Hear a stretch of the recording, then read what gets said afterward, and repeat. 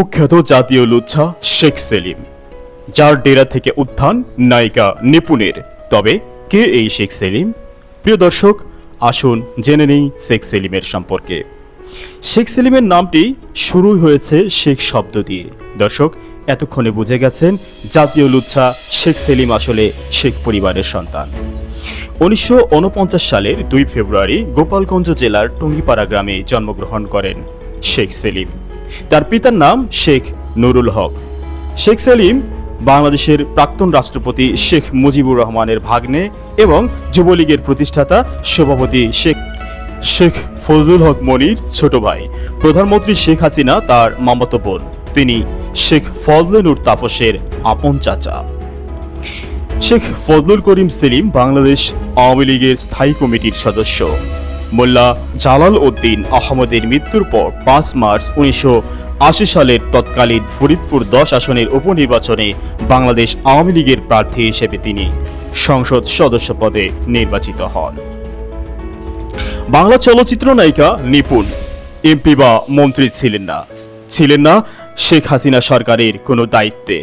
তার প্রভাবের প্রতিপত্তির একমাত্র উৎস ছিলেন শেখ ফজলুল করিম সেলিম, যিনি শেখ হাসিনার ফুফাতো ভাই ও আওয়ামী লীগের সভাপতি মণ্ডলীর সদস্য।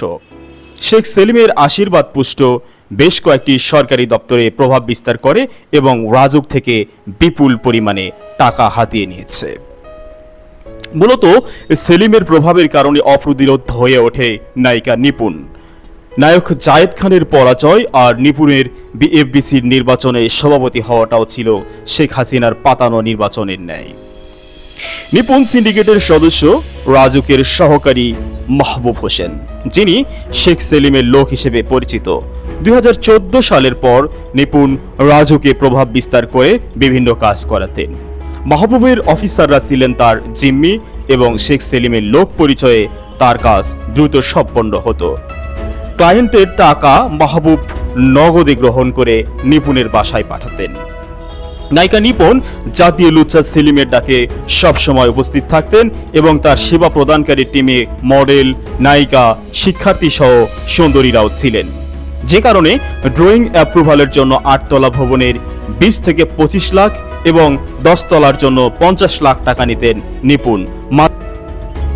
নিপুণ শেখ সেলিমের নাম ভাঙিয়ে চলছিলেন এবং তাকে অভিযোগ জানানোর জন্য পাঠিয়েছিলেন। এছাড়া শেখ সেলিমের রেফারেন্স ডিবি অফিসেও পাঠানো হয়েছিল এবং জায়েদ খানকে হুমকি ধমকিও দেওয়া হয়েছিল।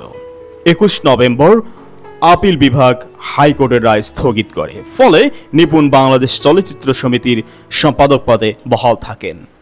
28 ফেব্রুয়ারির নির্বাচনে খলনায়ক ডিপজলের কাছে পরাজিত হয়ে নিপুণ প্রভাব বিস্তারের চেষ্টা করেন এবং আদালতে প্রতিবন্ধকতা তৈরি করেন। এ সময় ডিপজল মন্তব্য করেন যে নিপুণের পিছনে রয়েছে বড় শক্তি এবং তার অনৈতিক ব্যবসা নিয়েও তিনি প্রশ্ন তোলেন। বিশেষ করে নিপুণের পার্লার সম্পর্কে সন্দেহ প্রকাশ করেন ডিপজল। জাতীয় লুচ্ছা সেলিমের কুকীর্তির গল্পটা এখানেই শেষ নয় প্রিয় দর্শক। এই জাতীয় লুচ্ছার কারণে নিপুণ সাজ্জাদ জুটির সাজানো সংসার তাসের ঘরের মতো ভেঙে পড়ে। শুনুন সেই ঘটনা। নায়িকা নিপুণের স্বামী সাজ্জাদ হোসেন অপু জানান, নিপুণ সব সময় শেখ সেলিমের ভয় দেখাতেন এবং আপন মেয়ের সঙ্গে দেখা করতে গেলে প্রাণে মারার হুমকি দিতেন। অপু বলেন, শেখ সেলিমের রক্ষিতা ছিলেন নায়িকা নিপুণ। নিপুণ শেখ সেলিমের থেকে 100 ভরি স্বর্ণসহ বিপুল পরিমাণ ডলার নিয়ে এসেছে বলে জানান অপু। এসব কারণে 2003 সালে তাকে ছেড়ে চলে যান। পরে অপু তাকে ডিভোর্স দেন। বিগত 5 আগস্ট 2024 বৈষম্য বিরোধী ছাত্র জনতার গণ অভ্যুত্থানে পতন হয় স্বৈরাচারী শেখ হাসিনা সরকারের, যে কারণে ভেঙে যায় জাতীয় সংসদ। দেশ ত্যাগ করে ভারতে পাড়ি জমায় শেখ হাসিনা। কথিত আছে সেলিম আসলে তার কিছুদিন আগেই দেশ ত্যাগ করে। সুপ্রিয় দর্শক, এই ছিল জাতীয় লুচ্ছা সেলিমের জাতীয় লুচ্ছামির খণ্ডচিত্র। এরকম সচেতনতামূলক ভিডিও পেতে আমাদের কমেন্ট করুন, লাইক করুন, শেয়ার করুন। ধন্যবাদ।